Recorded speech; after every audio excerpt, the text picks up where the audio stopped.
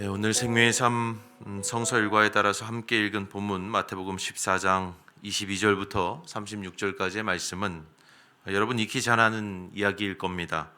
오병이어의 기적 사건 후에 이에 제자들은 갈릴리 호수 건너편 게네사렛 땅을 향하게 되죠. 그런데 예수님은 그들 제자들과 동행하지 않으시고 혼자 기도하러 산에 올라가셔서 날이 저물도록 그곳에 홀로 계셨습니다. 예수님은 늘 그렇듯 수많은 인파 속에서 나섬의 시간을 보내신 뒤에는 늘 물러남의 시간을 가지셨습니다. 그렇게 예수님은 사람들로부터 물러나셔서 시간과 공간을 구별하여서 기도하는 시간을 가지시고 이제 이른 새벽이 되어서야 산을 내려오시게 됩니다. 그때의 제자들은 여러분 잘 아시는 바와 같이 풍랑을 만나서 갖은 고초를 겪고 있었죠. 그런 제자들을 향해서 예수님은 무리를 걸어 다가가십니다. 아직 어둠이 채 물러가지 않은 이른 새벽녘인데 예수님은 그렇게 무리를 위해서 제자들을 향해 다가가시죠. 그런데 그러한 예수님을 제자들은 보고서 유령이라고 소리를 칩니다. 여러분, 우리가 물리적으로만 생각을 해보면 이러한 제자들의 반응 충분히 이해할 수 있습니다. 혹 우리가 제자들의 그 자리에 있었더라도 아마 제자들과 같은 반응을 보이지 않았을까 싶습니다. 저라도 그러했을 거라는 생각이 듭니다. 풍랑이 휘몰아치는 그 어두운 새벽녘에 무리를 걸어오는 사람이 있다니 그를 유령이 아니고 뭐라고 생각을 했겠습니까? 그런데 여러분, 그렇다 손 치더라도 무언가 아쉬운 것이 사실입니다. 호수에는 풍랑이 일었고 사방은 어둠으로 뒤덮여 있었고 또 제자들의 몸과 마음은 이미 지칠 대로 지쳐 있었지만 그렇게 모든 상황이 어렵고 힘들고 그러했지만 그래서 제자들의 반응이 이해가 되지만 그래도 무언가 아쉬운 거죠. 자신들의 스승 예수를 알아보지 못하고 그를 향해 도리어 유령이라고 소리쳤던 그들의 반응이 못내 아쉬운 것이 사실입니다. 게다가 그 중에 수제자라고 하는 베드로는 어떻습니까? 호기롭게 나서서 무리를 걷다가 일순 겁이 나서 그만 물속으로 가라앉게 되지 않습니까? 예수께서 이미 안심하라, 나다, 두려워하지 말라 이렇게 말씀하셨건만 그 수제자는 물속으로 가라앉으며 저를 구원해 주십시오, 말하자면 살려달라고 외치는 겁니다. 이 모습이 일면 저 자신의 모습을 보는 것 같아서 참 부끄럽지만 어쨌거나 예수님과 동고동락했던 수제자의 수준이 이 정도밖에 되지 않는 것이 참 아쉬운 거죠. 아마도 이러한 아쉬움은 저 게네사렛 땅에 살던 사람들과의 그 묘한 대비 속에서 더 증폭되는 것인지도 모르겠습니다. 오늘 본문 35절은 그들 곧 예수와 제자들이 게네사렛 땅에 이르렀을 때에 그곳에 있던 사람들이 예수를 알아봤다라고 전합니다. 예수를 알아봤다. 이것이 제게는 그저 심상한 표현으로 읽히지는 않습니다. 앞서 제자들은 예수님과 매 순간을 함께 했던 그들은 자신들의 스승을 알아보지 못하고 유령이라고 소리를 쳤는데 오히려 예수에게서 먼 존재들, 어쩌면 이제 예수를 처음 보았을 게네사렛의 사람들은 예수를 단번에 알아봤습니다. 이 때문에 오늘 본문을 읽는 저의 마음은 아쉽고 또 일견 착잡하기도 합니다.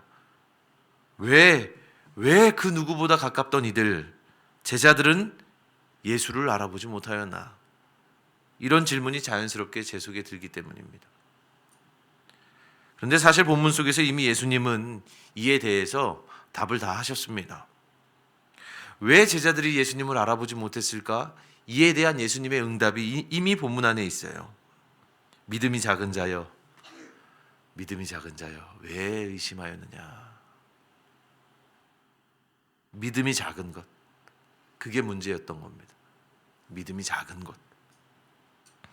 반면에 예수를 예수로 알아보았던 게네사렛의 사람들, 그들의 믿음은 컸습니다.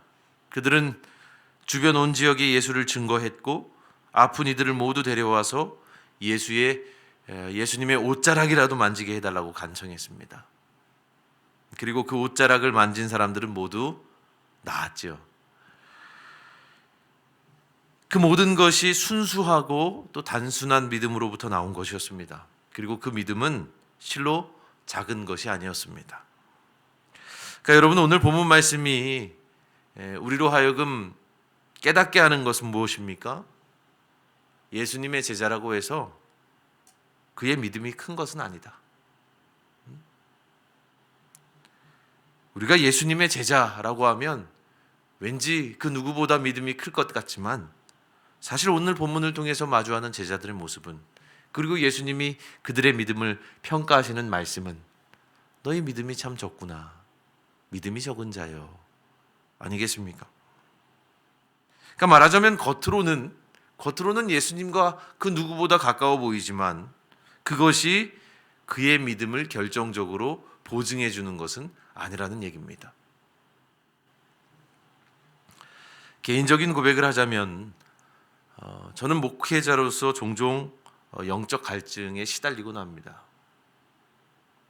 내 삶이 하나님의 전 가장 가까운 곳에 터하고 있지만 내가 하나님으로부터 어느 때에는 정말 너무 멀찍이 떨어져 있다는 그런 생각을 하게 되고 또 이것을 체감적으로 느끼곤 합니다.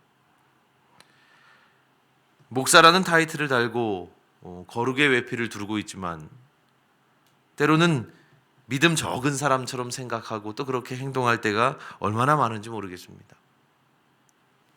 안심하라, 나다, 두려워 말라, 예수님께서 이미 말씀하시건만 그 말씀 믿지 못하고 근심과 의심에 사로잡혀 허우적거리는 나 자신을 발견하곤 합니다.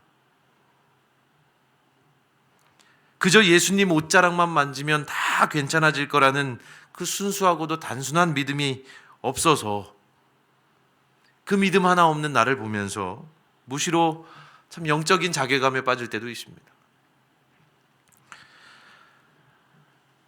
여러분은 지금 어떠십니까? 내가 예수님과 가장 가까이 있다고 생각하는 그때가 어쩌면 내 믿음이 연약한 순간일 수도 있음을 기억하십시오. 물리적으로 내가 예수님과 가장 가까이 있는 것 같고 성전에 가장 가까이 있는 것 같다고 해서 내 믿음이 보증되는 것은 아닙니다. 어쩌면 지금 우리에게 가장 필요한 건 나와 예수, 나와 성전의 물리적 거리가 아니라 저 게네사렛 땅의 사람들처럼 순수한 믿음, 단순한 믿음, 의심하지 마라, 나다, 두려워하지 말라, 그 말씀을 예수님의 말씀으로 받들고 그 말씀을 그대로 믿는 그 단순한 믿음이 필요한 것은 아닐까 생각해 보는 것이죠. 예수로 알아보고 그분의 옷자락만이라도 붙잡기를 구하는 믿음, 그 믿음이야말로 이 복잡한 세상 속에서 우리가 구해야 할 가장 소중한 것일는지도 모르겠습니다. 여러분, 이 새벽에 게네사렛 땅의 그 사람들처럼 순수하고 단순한 믿음을 주께 구하는 우리 모두가 되기를 주의 이름으로 축원합니다.